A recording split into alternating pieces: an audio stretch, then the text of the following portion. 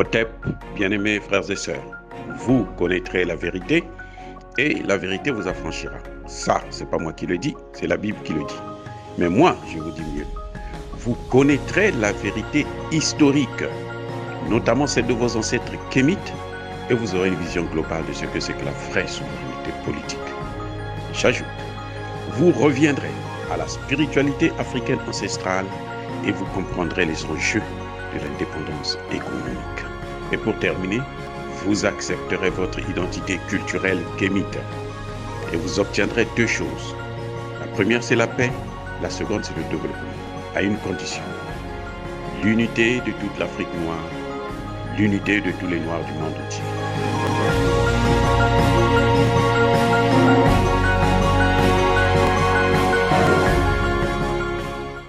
Otep à tous, bienvenue sur la chaîne des panafricanistes par essence, par conviction et par excellence. Celle des citoyens kémites par nécessité et obligation de combat. Nous sommes une chaîne qui n'est guidée que par nos ancêtres et rien que par les ancêtres qui appartiennent à l'égrégore du monde noir. Par conséquent, nous ne croyons en aucun Dieu venu de l'étranger. Ceci dit, aujourd'hui, je veux vous parler encore une fois de plus de la CEDEAO. Une CEDEAO, une institution qui se dit sous-régionale et internationale, qui est en train de creuser sa propre tombe. Parce que les sanctions qu'elle prend contre le Mali sont des sanctions d'ailleurs illégales et bidons, qui malheureusement ne vont pas arranger la CEDEAO. La CEDEAO est en train de jouer le jeu de la France. La France est en train de perdre le Mali, comme elle a perdu la Centrafrique, et comme elle va perdre tous les pays de la zone franc. C'est inévitable, malgré tous ces Africains qui sont allés à Montpellier pour continuer à soutenir la France, pour lui donner de l'espoir. Mais la vie, la survie, l'avenir de la France se trouve en Afrique, et nous n'avons plus besoin que nous puissions être toujours les esclaves de la France. Lorsque la CEDEAO vous dit qu'il ferme les frontières, on s'en fiche éperdument. Il y a déjà l'Algérie qui a dit « nous allons soutenir le Mali ». Ils ont dit « ils vont marcher ensemble ». C'est pas pour rien que l'Algérie a interdit à la France de survoler son territoire, parce que les Russes venaient. C'est pour donner un accès aux Russes. Ils n'ont rien foutu, en fait. La CEDEAO est en train de perdre son temps. La CEDEAO, l'Algérie et le Mali ont plus de 1000 kilomètres de frontières. Plus de 1000 kilomètres. Ils peuvent échanger et l'Algérie a l'accès à la mer. Ils donnent accès à la mer au Mali. C'est les autres pays qui vont en pâtir. Eh oui, c'est tout. La France est en train d'appauvrir les pays africains. Et vous savez ce que la France dit? La France dit que elle n'a pas de problème avec le Mali. Le Mali a des problèmes avec ses voisins. Donc la France met les pays africains idiots, dirigés par des imbéciles, pour que ceux-là puissent faire la guerre à leur frère Assimi Goïta. Ça n'a aucun sens. Lorsque la CEDEAO dit « nous avons une armée, nous allons attaquer les Mali », écoutez, c'est que vous avez des rêveurs. Des rêveurs. Ils n'ont qu'à essayer, on va voir.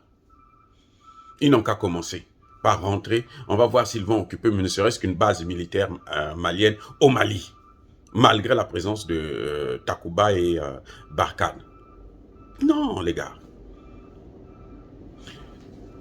Assimi Goïta ne pouvait pas être si dur avec ces gens-là, la CEDEAO, s'il n'avait pas des soutiens, des garanties externes d'autres puissances, c'est-à-dire la Russie, la Chine, l'Iran, l'Algérie, ainsi de suite. L'Algérie est la première puissance militaire africaine actuellement. L'Algérie a déjà dépassé l'Afrique du Sud. Là, les Sud-Africains sont en train de traîner avec les Blancs, continuer à leur caresser dans le sens du poil. L'Algérie prend le dessus. C'est comme ça que le Nigeria a pris le dessus aussi sur le plan économique. Et voilà. Et les pays africains, la francophone, vont continuer à s'appauvrir. Ils sont tous sous, ils sont tous sous l'épée de Damoclès. Parce que le terroriste, là, ça ne touche pas seulement le Mali, hein. Le Burkina Faso, la Côte d'Ivoire, le Niger, le Togo, le Bénin, ils sont tous exposés, là. Ils sont tous exposés. Et il y a de fortes chances que ça puisse exploser le moment venu. Maintenant, concernant le point fort du Mali, son poids lourd, celui qui le soutient vraiment militairement, c'est qui? C'est la Russie. La Russie vient de faire ses preuves au Kazakhstan. Un territoire de 3 millions de kilomètres carrés, qui a plus de 7000 kilomètres de frontière avec la Russie. Les Occidentaux ont pensé qu'ils pouvaient neutraliser ce pays-là en 3 jours. Il a suffi à la Russie 24 heures pour reprendre le contrôle du pays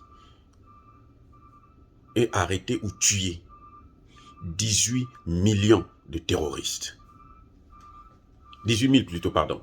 18 000 terroristes en 24 heures. Maintenant, c'est la CEDEAO qui va intimider la Russie aussi. La CEDEAO. La CEDEAO. Ils ont quelle force là? Ils veulent faire ce qu'ils ont fait avec à Gbagbo. Les mêmes imbéciles, ils sont venus, ils ont laissé la France détruire la flotte, l'aviation militaire ivoirienne, laisser la France investir, occuper le territoire, bombarder le palais présidentiel. Ce n'est pas le cas au Mali. Hein. Ça ne va pas se passer comme ça au Mali. Gbagbo était seul. Et c'est ça son erreur aussi. Il était seul, il croyait qu'il pouvait faire face, qu'il existe une communauté internationale. Non. C'est la communauté des bourreaux, des voyous et des criminels. Donc il faut se comporter avec eux comme on doit se comporter, comme Assimi Goïta est en train de faire. Il faut aller prendre leurs opposants, un autre poids lourd qui va venir. La France ne peut rien faire au Mali maintenant. Depuis que les Russes sont là. Elle avait dit qu'elle devait partir, n'a qu'à partir. On s'en fout éperdument. De toute la façon, la CEDEAO n'est même pas capable de faire le bilan. Faisons d'abord le bilan de la présence française et des casques bleus. Le bilan, faisons le bilan d'abord. Avant d'aller de l'avant, on fait d'abord le bilan. Pour savoir où est-ce que ça n'a pas marché, qu'est-ce qu'il faut corriger. Vous voulez faire poser des bases, vous voulez faire une guerre, vous voulez intervenir dans une situation que vous ne maîtrisez pas. Le Mali est dans cette situation depuis 12 ans. Que dit la CEDEAO? Qu'a fait la CEDEAO? Rien. Et maintenant, c'est la CEDEAO qui veut demander, faire des injonctions au Mali pour imposer au Mali comment elle doit se comporter. Déjà, c'est une ingérence qui est intolérable. C'est clair. C'est une affaire interne. Elle ne peut pas intervenir tant que le Mali ne lui donne pas accès. Elle ne peut pas intervenir sans l'accord du Mali. La France se balade dans le Mali sans l'accord des autorités maliennes. Vous croyez que c'est ça la démocratie? Et ce sont eux-là qui veulent venir instaurer la démocratie chez nous? Quand la France a tué les gilets jaunes, pourquoi la CEDEAO ne s'est pas plaint? Oh, écoutez, arrêtez un peu avec tout ça. Arrêtez avec tout ça. Nous sommes confiants. Ça va être dur, parce que la vie chez nous, les Maliens sont sous embargo depuis la présence que les Français sont rentrés au Mali. Depuis que les Blancs là, ont mis pied au Mali, là, ils sont sous embargo.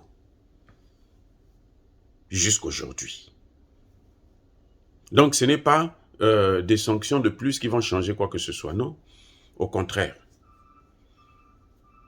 Donc la CEDEAO est en train de se faire humilier. La CEDEAO est en train de disparaître. La CEDEAO est en train de creuser sa tombe. J'ai dit.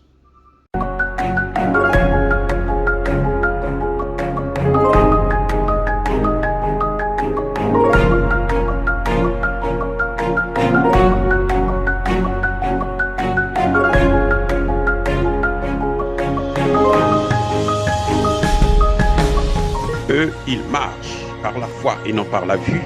Mais moi, je vous conseille vivement de marcher par la connaissance scientifique et historique, notamment celle de nos ancêtres kémites, par les 5 sens et par l'intelligence. Hotep, vive l'Afrique éternelle et que Dieu vous bénisse. Abou Apia.